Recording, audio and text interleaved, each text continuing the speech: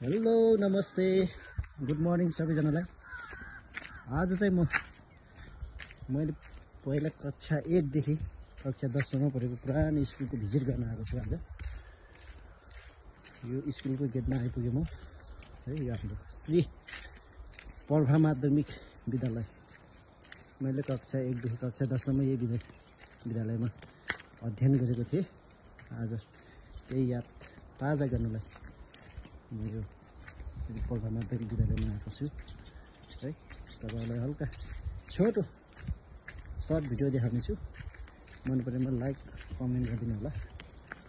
यो चाहिँ हाम्रो भुपु अध्ययनरत विद्यार्थीहरूले बनाइदिएको स्टेज भनेर सुनेको थिएँ, यही रहेछ।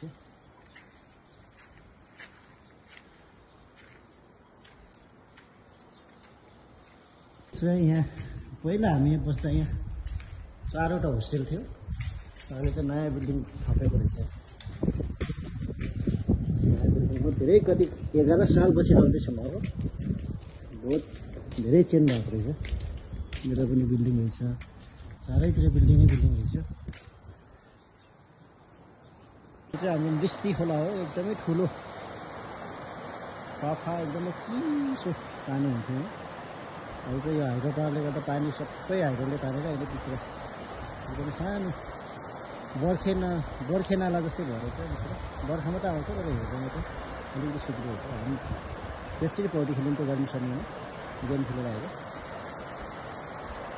यो यतातिर पटार, माथितिर निलगिरी हिमाल लेक गाउँ, अन्नपूर्ण हिमाल नर्थ फ्याङ, यतातिर छहरा पर्छ माथितिर है। तर मैले यहाँ देखाउन सकेको छैन।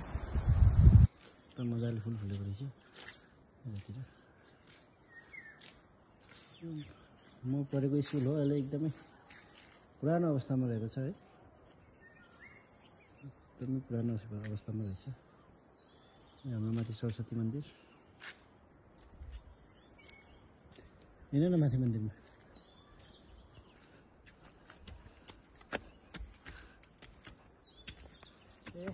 ताला लागेको रहेछ है। मुस्ताङ यो दुईवटा पहाडको बिचको खोजबाट जाने हो। यता हाम्रो अन्नपूर्ण नर्थ बेस क्याम्प यो साइडमा पर्छ।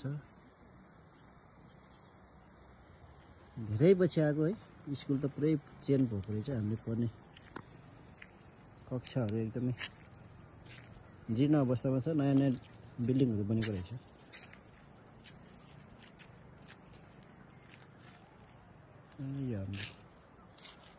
यही हो ल। भिडियोलाई मन परे लाइक कमेन्ट सेयर अनि सब्सक्राइब गरिदिनु होला। धन्यवाद, थ्याङ्क यू।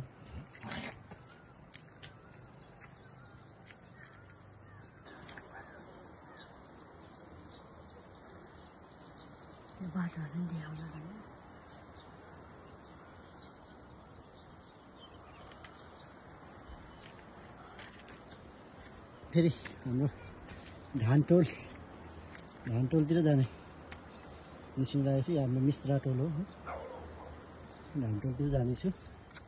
बाटो एकदमै राम्रो मेन्टेन गरेको रहेछ। यहाँ पहाड नभएर एकदम सेफ्टीको हिसाबले एकदमै राम्रो गरेछ। हाम्रो काली पनि हिँड्दैछ उकालो। हेलो, यो बाटो खस्यो भने मान्छे सिधै तल पुग्छ। त्यही भएर एकदमै बच्चाहरूलाई सेफ्टीको हिसाबले गरेको रहेछ। एकदम राम्रो लाग्यो। देखाउन जाँदैछु नाचस्याङ गाउँ है। एकदमै अहिलेको समयमा एकदमै चलेको हाम्रो अन्नपूर्ण नर्थ बेस क्याम्प अनि छहरे झरना देखाउन गइरहेको छु तपाईँहरूलाई। आयो या ढुङ्टना। यो एकदमै चलेको, एकदमै राम्रो छ। तपाईँहरू पनि एकपटक आएर भिजिट गर्न सक्नुहुन्छ है। मकै बारी, छहरे झरना, बाटो पनि एकदमै राम्रो बनाएको रहेछ। एकदमै ढलान गरेर एकदमै मन पऱ्यो यो चाहिँ मलाई। हाम्रो गाउँ टोल है नार्सिङ गाउँको हामी यहाँ सानो सानो हुँदा एकदमै धान खेती हुन्थ्यो यहाँ यो धान खेती अहिले सबैले छोडेर सबैले मकै खेती गर्नुभएको रहेछ धान खेती एक्चुअलमा जति दुःख गरिन्छ त्यसको फल नपाउने भन्ने गुनासो छ मैले सबैले सोधेको थिएँ हो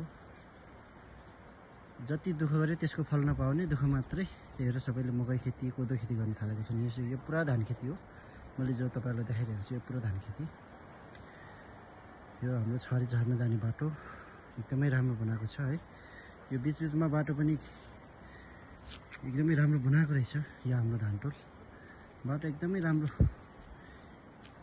देख्छु म यो सानो पैदल मार्ग हुन्छ नि त्यो एकदमै राम्रो देखेको छु एकदमै मन पर्यो मलाई धानटोल यतातिर स्थान पाउदर शिखरहरू छ भने यतातिर फगाम है अन्नपूर्ण गाउँपालिका नै हो यो सबै फगाम माथि हाम्रो लेकगाउँको निलगिरी हिमाल यता अन्नपूर्ण हिमाल माथि लेकगाउँ हो यो सबै म तपाईँहरूलाई देखाउँदैछु लाइक गरिदिनु होला एकदमै राम्रो सुन्दर ठाउँ छ घुम्नको लागि होइन फ्यामिली लिएर बस्नको लागि होमस्टे पनि एभाइलेबल छ होटेल पनि एभाइलेबल छ खाजा नास्ता सबै पाउँछ तपाईँहरूले है त्यसको चिन्ता गर्नु पर्दैन फुट मार्ग चाहिँ एकदमै राम्रो बनाएको रहेछ जतासुकै पदयात्रा चाहिँ एकदमै ढलान बर्खाको समयमा पनि जति पानी परे पनि जति जे गरे पनि केही असर नपर्ने है सेफ्टी पनि एकदमै राम्रो